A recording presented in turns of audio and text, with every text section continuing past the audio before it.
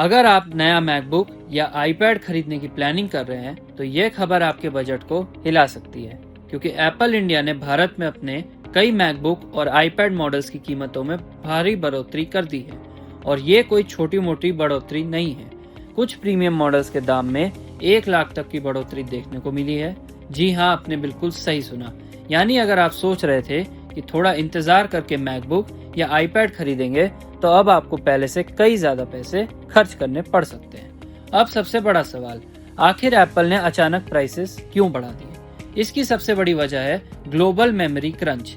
आसान भाषा में समझे तो पूरी दुनिया में रैम, एसएसडी स्टोरेज चिप्स और हाई परफॉर्मेंस मेमोरी कंपोनेंट्स की भारी कमी हो गई है। और इसके पीछे एक बड़ा कारण है आर्टिफिशियल इंटेलिजेंस यानी एआई बूम। आज दुनिया भर की टेक कंपनीज बड़े बड़े एआई डेटा सेंटर्स बना रही है।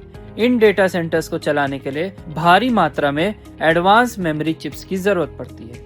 नतीजा, डिमांड बहुत ज्यादा बढ़ गई है, सप्लाई पीछे रह गई है और कंपोनेंट प्राइसेस आसमान छूने लगे। रिपोर्ट्स के मुताबिक रैम प्राइसेस में 2026 की शुरुआत में ही बड़ी छलांग देखने को मिली। यही एक्स्ट्रा कॉस्ट अब एप्पल कस्टमर्स तक पहुंचाई जा रही है। अब बात करते हैं किन प्रोडक्ट्स पर सबसे ज्यादा असर पड़ा है। सबसे पहले MacBook lineup. Entry level models में भी प्राइस हाइक देखने को मिला, लेकिन प्रीमियम वेरिएंट्स पर इम्पैक्ट ज्यादा बढ़ा है। उदाहरण के लिए एप्पल मैकबुक एयर M5 की कीमत में लगभग 30,000 तक की बढ़ोतरी हुई है। जो मॉडल पहले लगभग 1,19,900 के आसपास था, अब वह करीब 1,39,900 तक पहुंच गया है। अब बात करते हैं एप्पल मैकबुक प्रो की। यहाँ प्राइस जंप और भी बढ़ा है। कुछ वेरिएंट्स में 70,000 तक का जंप देखा गया और हाई एंड कॉन्फ़िगरेशंस में यह बढ़ोतरी 1 लाख से भी ज्यादा पहुंच गई है। यानी प्रोफेशनल एडिटर्स, कोडर्स, डिजाइनर्स और क्रिएटर्स जिन्हें पावरफुल मैक मशीन्स चाहिए, उन पर सबसे ज्यादा असर पड़ेगा। अब आते हैं आईपैड लाइनअप पर। यहाँ भी अच्छी खासी बढ़ोतरी हुई है। बेस एप्पल आईपैड मॉडल की कीमत लगभग 15,000 बढ़ी है।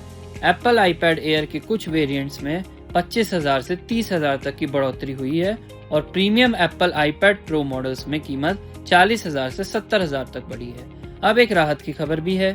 फिलहाल एप्पल आईफोन की कीमतों में कोई बदलाव नहीं किया गया, यानी आईफोन बायर्स को पैनिक करने की जरूरत नहीं है।